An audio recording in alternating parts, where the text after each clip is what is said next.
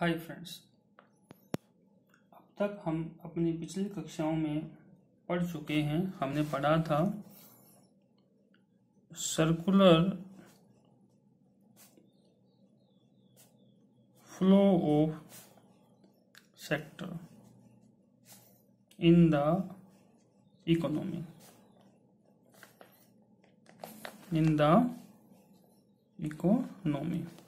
हमने जो 4 सेक्टर जिसमें 2 सेक्टर मॉडल, 3 सेक्टर मॉडल और 4 सेक्टर मॉडल को पढ़ा था,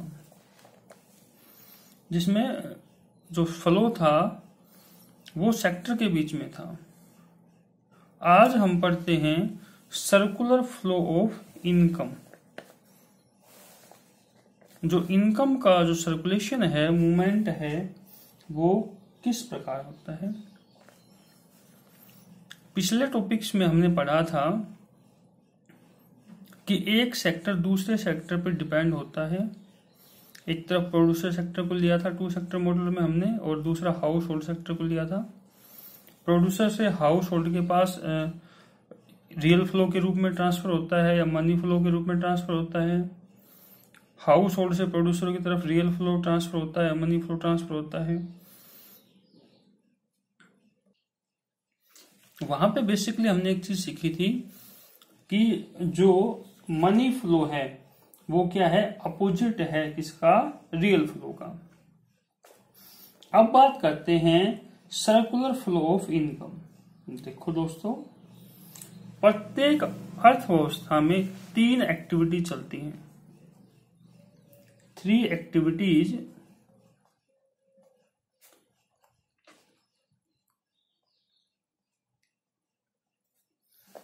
जो हमेशा चलती ही रहती है, नेवर स्टॉप।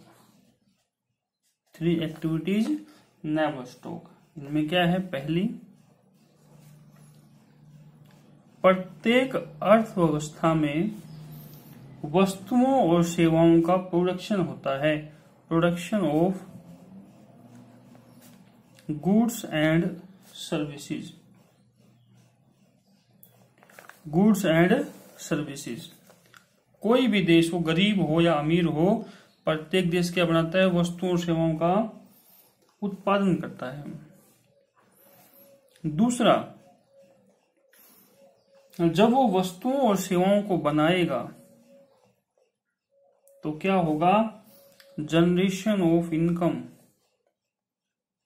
उन वस्तुओं और सेवाओं के प्रोडक्शन से देश के अंदर क्या होगी, इनकम जनरेट होगी, जनरेशन ऑफ इनकम। तीसरा, जब इनकम जनरेट होगी तो उसका हम क्या करेंगे, उस इनकम को खर्च करेंगे, एक्सपेंडिचर खर्च करेंगे। किस पे खर्च करेंगे, या तो कंजम्पशन एक्सपेंडिचर के रूप में,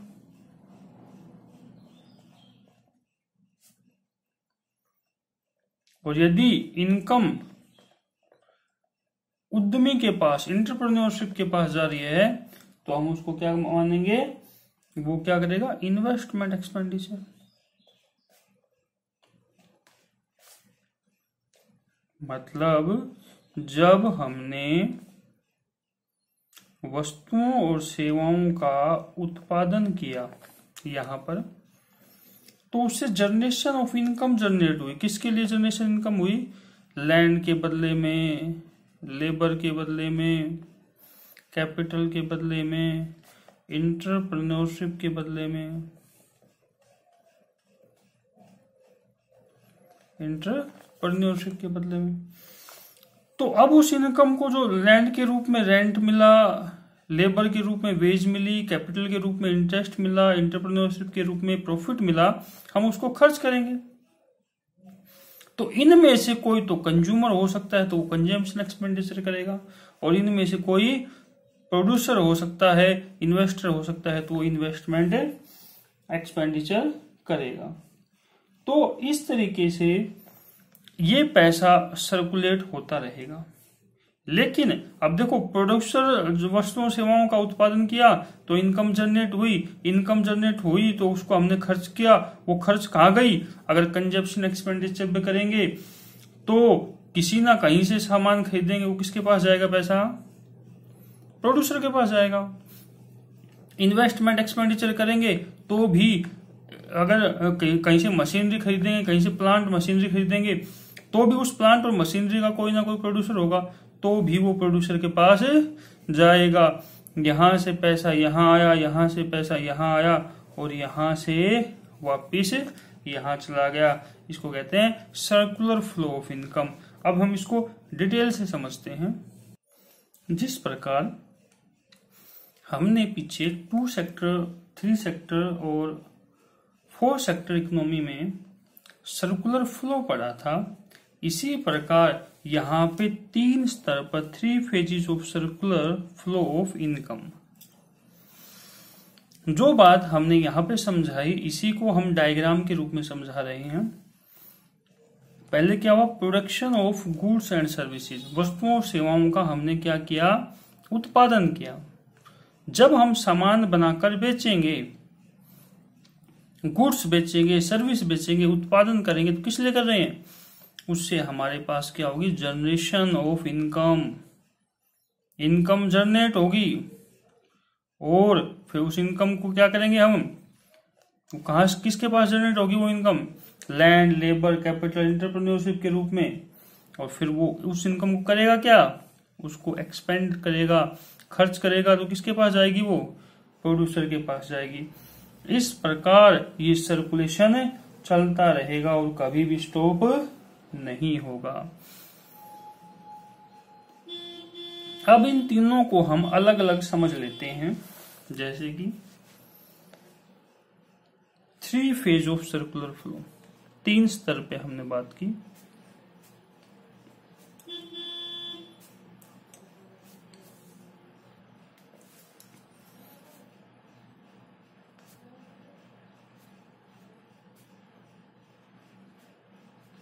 पहला फेज क्या है? First phase, phase of production. इसमें प्रोडक्शन हुआ तो इसका मतलब क्या हुआ? प्रोडक्शन रेफर्स टू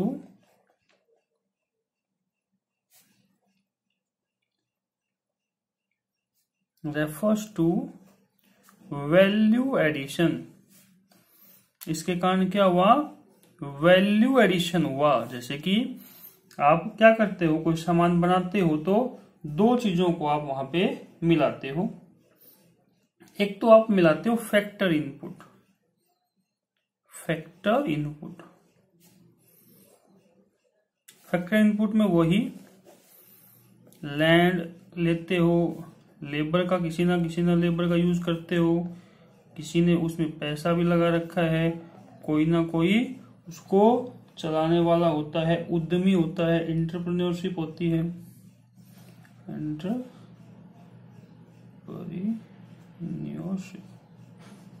एक तो आप फैक्ट्री इनपुट लेते हो, कोई भी सामान बनाते हो, कोई भी आपकी कंपनी है, कोई भी फैक्ट्री है, वहां पे जमीन भी होगी, लेबर भी होगी, कैपिटल भी होगी, और उसका कोई उद्यमी भी होगा। तो प्रत्येक की अपनी कॉस्ट है। एक तो ये होगा। हम बता रहे हैं वैल्यू एडिशन कैसे हुआ। प्लस उसमें आप नॉन फैक्टर इनपुट्स का प्रयोग करते हो, नॉन फैक्टर इनपुट्स का प्रयोग करते हो। जैसे कि नॉन फैक्टर इनपुट्स में हो गया रॉ मटेरियल, रॉ मटेरियल्स।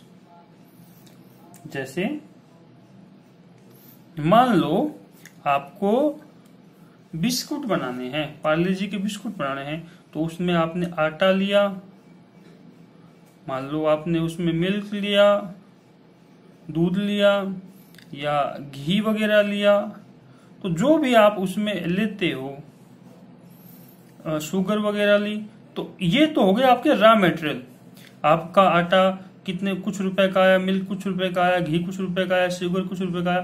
फिर उसके साथ आप क्या करते हो, कहीं पे आपका जो लैंड है उसका प्रयोग कर रखा है, तो उसमें थोड़ी सी कॉस्ट लैंड की भी जोड़ देते हो, लेबर का भी हिस्सा उसमें जुड़ा होता है, पैसा लगा है, बड़ी बड़ी कंपनियों में लाखों करोड़ों रुपए शेयर होल्डर्स के लगे हुए हैं, कैपिटल लगी हुई है, तो उसका इंटरेस्ट जोड़ देते हो। और जो एंटरप्रेन्योरशिप, जो उस बिजनेस को चलाने वाला है, वो भी कुछ ना कुछ प्रॉफिट लेता है, तो प्रत्येक उस यूनिट में उस प्रॉफिट का हिस्सा भी जुड़ा होता है। तो आपने क्या किया, इस रॉ मटेरियल को मान लो आपने 1000 रुपए का टोटल सामान खरीदा और इसको कितने का, इसमें 500 रुपए आपने इसके जोड़ दिए, आपका टोटल जो सामान है वो कितने रुपए का हो गया, 1500 रुपए हो गया।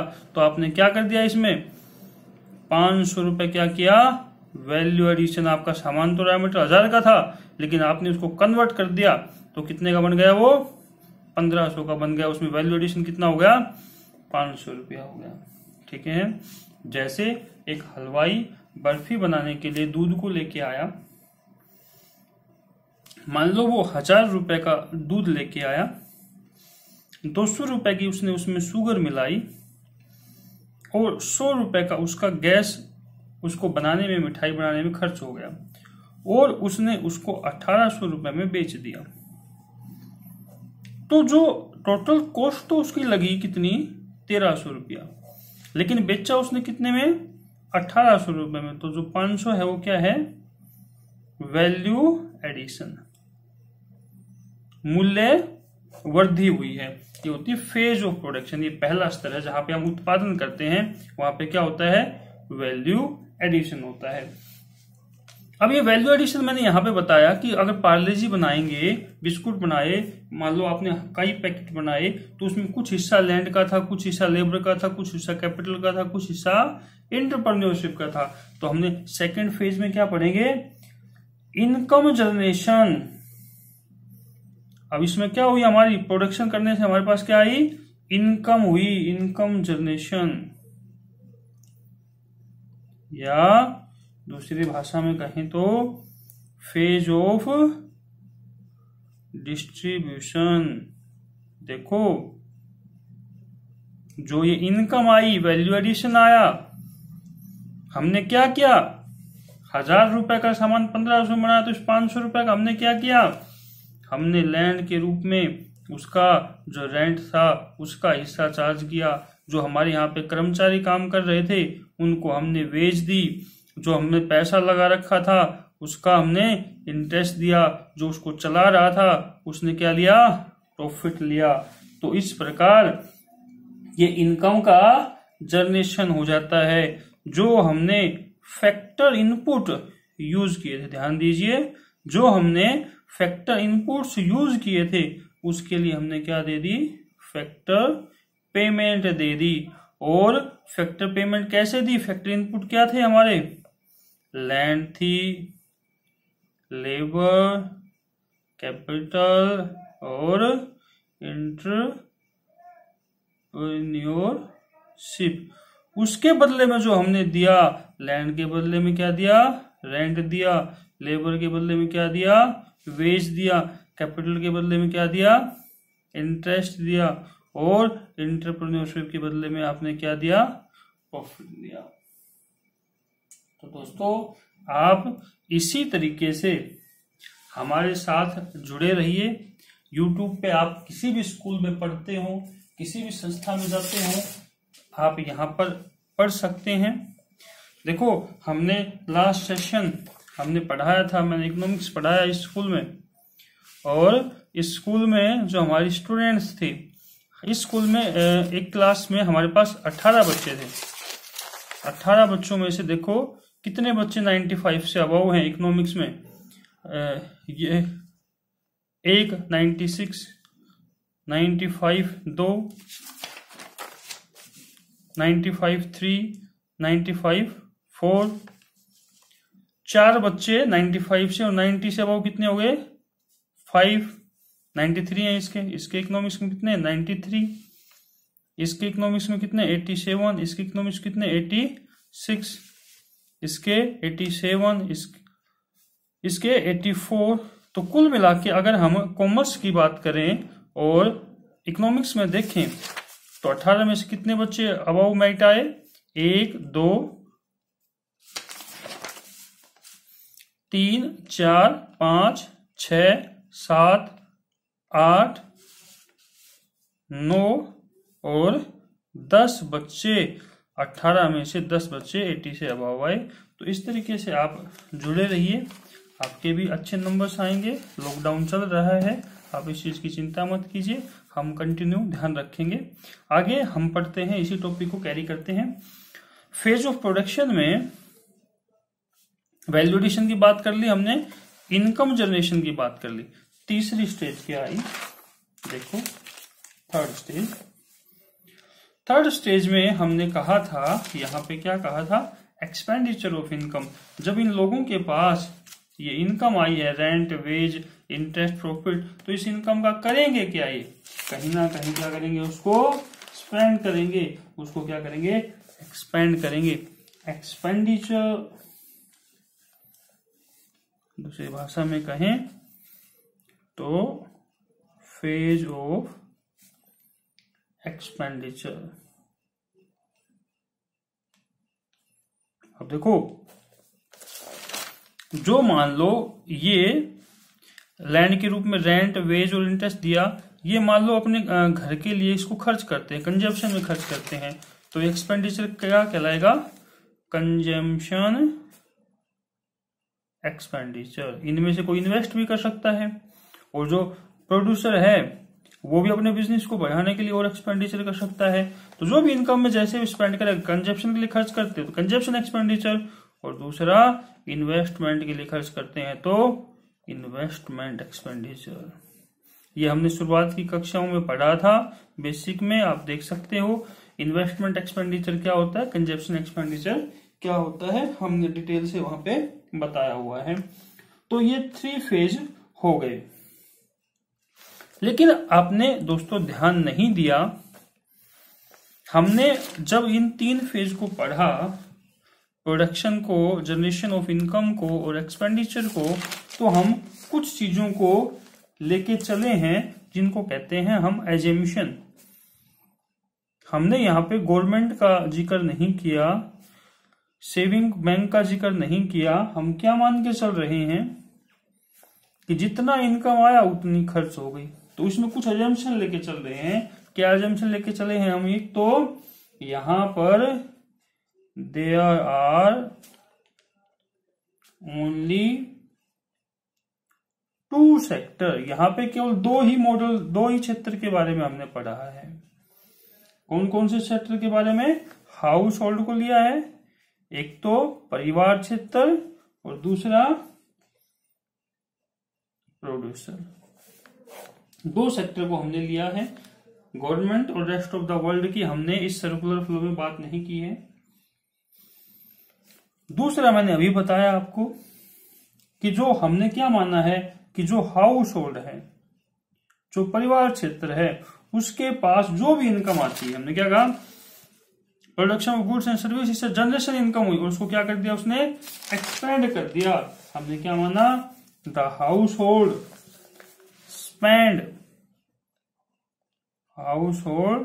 spend their entire income। House hold ने क्या कर दी, अपनी इंटायर इनकम को खर्च कर दिया, इसलिए so that there are no savings.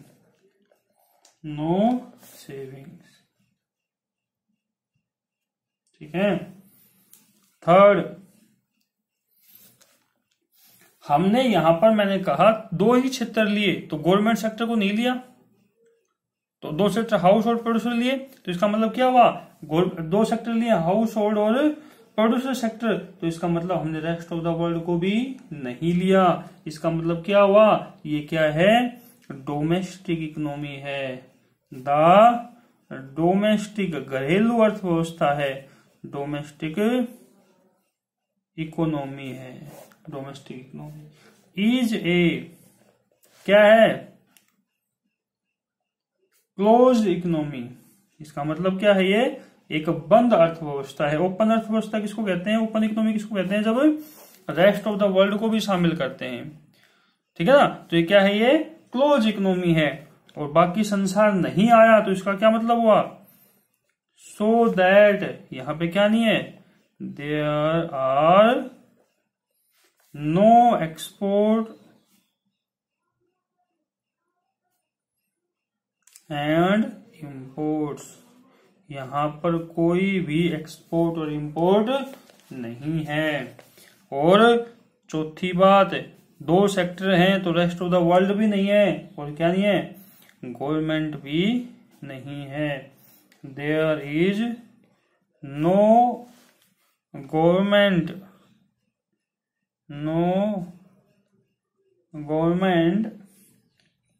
In the domestic economy. ठीक है, तो हमने पढ़ा circular flow of income, 3 phase circulation पढ़ा। उसके बाद हमने इस मॉडल की एजम्पशन पढ़ी कि किस एजम्पशन पर लेकर हम इसको पढ़ रहे हैं। हम इसको अब देख लेते हैं दोबारा से। यहां से अपने क्या ऑब्जर्वेशन निकल के आई, ऑब्जर्वेशन क्या निकल के आई, पहली कि जो हमने फैक्टर पेमेंट दी, जो हमने फैक्टर पेमेंट दी है, फैक्टर पेमेंट्स जो हमने दी हैं बाय फॉर्म, फॉर्म का मतलब जो प्रोड्यूसर है वो किसके बराबर हैं, is equivalent to value addition by firm. हमने जितना वैल्यू एडिशन किया, value addition by the firms, मतलब जो हमने यहां पे वैल्यू एडिशन किया, मैंने बताया था आपको, बिस्कुट का एग्जांपल लेके दिया था कि भाई जो 500 रुपया वैल्यू एडिशन हुआ है वो किसके बराबर है, जो हमने इनकम फैक्टर पेमेंट के रूप में बांट दी। यही तो वैल्यू एडिशन हुआ, 1000 का 1500 में बेचा तो 500 रुपये वैल्यू एडिशन हुआ। तो ये क्या हो गया, प्रोडक्शन फेज ऑफ प्रोडक्शन में वैल्यू एडिशन 500 रुपया हुआ। अब इसको डिस्ट्रीब्यूट कर दिया तो इसको बांट दिया, हमने क्या कहा था, ये फैक्टर पेमेंट दे दी। तो क्या मतलब हुआ कि जो फैक्टर पेमेंट है वो किसके बराबर है, वैल्यू एडिशन के बराबर। सेकंड चीज क्या है,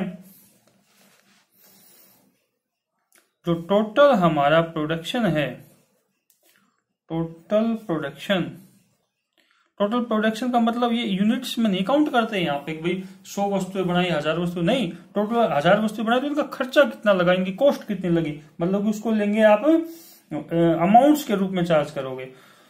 total production of goods and service, of goods and services by form,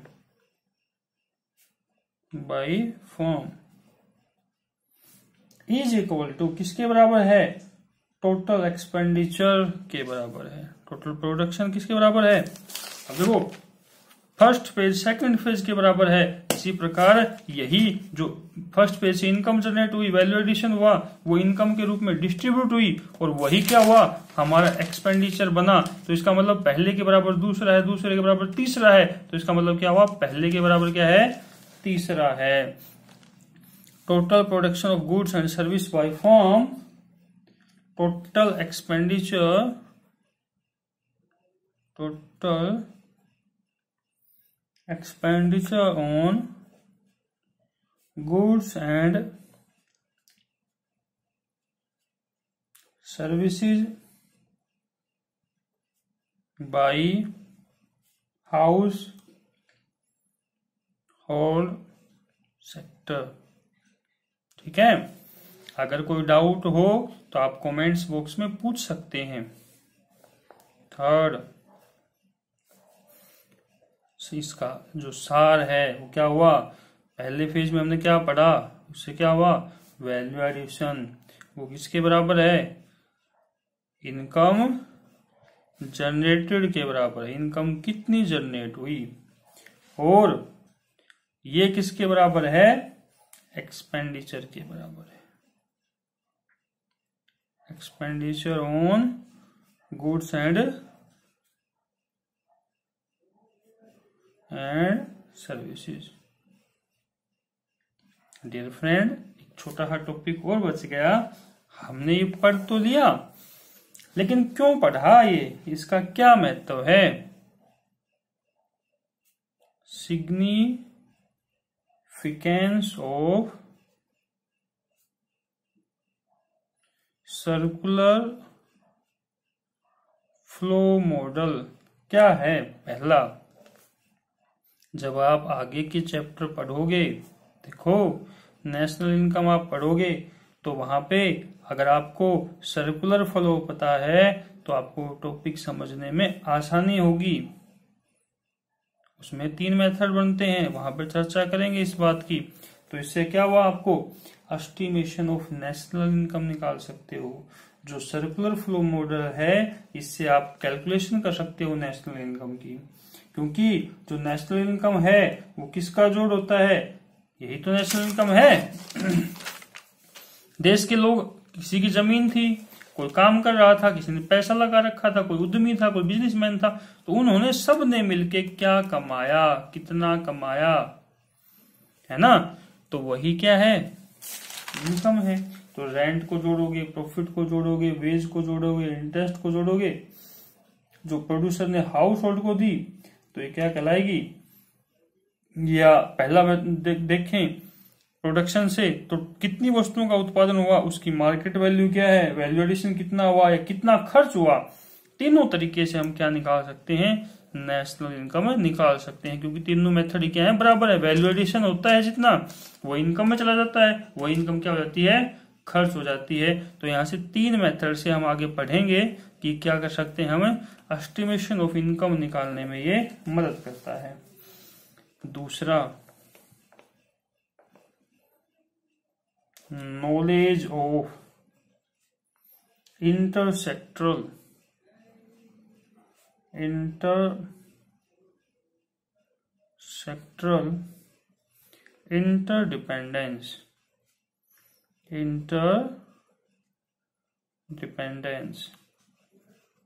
की हमें नॉलेज हो गई कि भाई देखो एक क्षेत्र दूसरे क्षेत्र पर डिपेंड करता है। प्रोडक्शन नहीं होगा, देखो लॉकडाउन में प्रोडक्शन नहीं हो रहा, कंपनियां बंद थी, उद्योग बंद है, धंधे बंद है सारे, तो क्या होगा? इनकम जनरेट नहीं हो पा रही है।